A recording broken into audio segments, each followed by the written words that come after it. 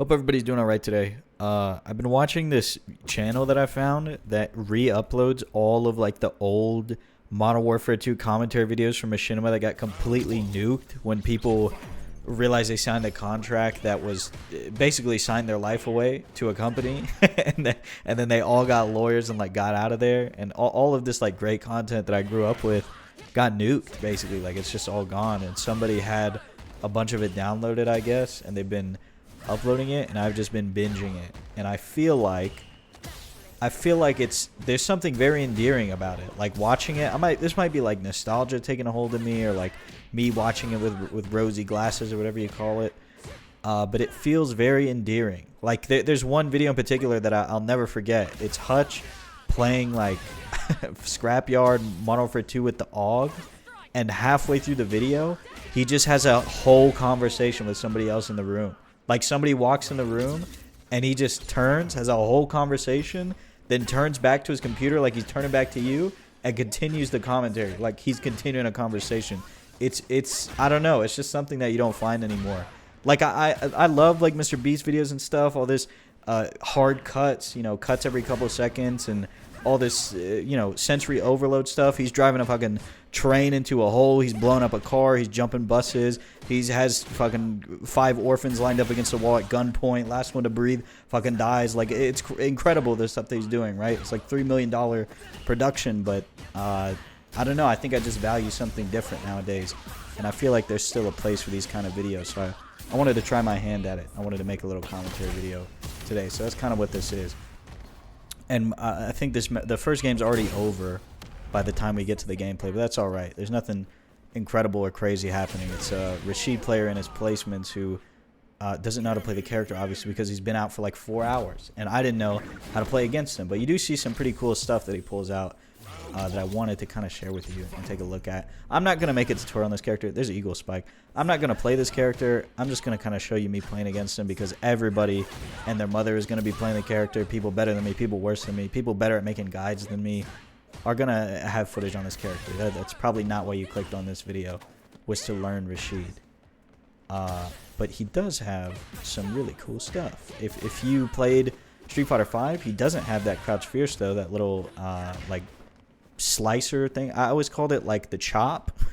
the chop that like Crush countered. He doesn't have that anymore. He has like a normal Crouch Fierce that looks a little similar, but it's not special cancelable. It is only super cancelable.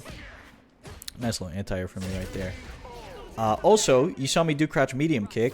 Behind that Crouch Medium Kick, I'm starting to use the new kind of like bind thing that they added, that you can do Drive Rush by just pressing the button from a normal. I'm trying to use that on Crouch Medium Kick into Drive Rush more, because I feel like, personally, it's way easier than doing forward off of light and Crouch Medium Kicks. Heavy buttons, I'm still doing forward. It's not a big deal, because you have such a big cancel window. I kind of just get him caught in the corner. That's a real reversal, too, by the way. Like, that's a real DP, so that's cool. Cool that he has that. Also, he doesn't have to mash his little inputs out. He doesn't have to, because in 5 you would do like light spinning mixer, and then you'd have to keep mashing to get the extra hits. In this game, that is not the case. That's all I really have on Rashid right now, besides the fact that his Eagle Spike, I think, is like minus 36. All of them are minus 36. So you can get a dash punish. You could do Spiral Arrow if you want on Cammy, for example, but optimally you would just dash, stand heavy punch, and do whatever you want to him. It's pretty like incredible. I wish they would have did that to Blanca Ball. I don't care if it makes Blanca garbage. Fuck him. I hate Blanca. Let him be trash. I wish they would have did that with Blanca Ball. They wouldn't, though. It'd make the character a garbage. It'd make him like unplayable, I feel like, because he wouldn't even be able to use his main tool, right? It wouldn't make any sense. I included this Ken gameplay, though, because I wanted to talk about it. I played this guy a couple of times. I played him like probably an hour before this match that you're watching, and I lost.